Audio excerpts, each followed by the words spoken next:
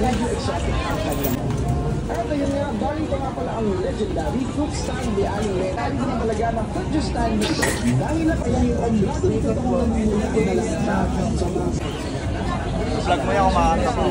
Yan! Para kalimutan na. sulit at sobrang happy na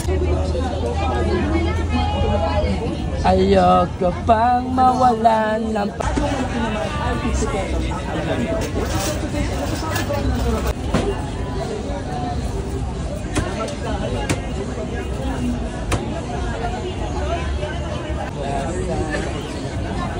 mo yan, kumakanta ko. yan ko. Hindi para kalimutan na. sulit at sobrang happy na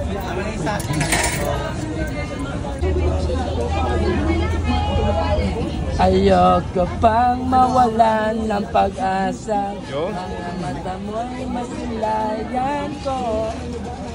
At kahit ano pang gawin. sa Furnace Witness dahil sa Dragon Fruit. The person na makakating nito ay bago kayo dahil medyo exotic ang kanyang lasa.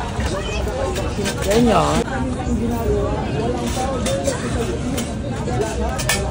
So tara, hanapin natin At ayun nga, galing pa nga pala ang legendary fruit stand ni Aling Rene na matatagpuan lamang sa Hidalgo Street, nasa Miranda, Quiapo, Manila. Madali mo nga lamang ito nakikita dahil sa may tapat lamang sa mismo na simbahan ng Poong Nazareno at sobrang legendary na talaga ng fruit juice stand nito. Dahil na pag-alaman ko na may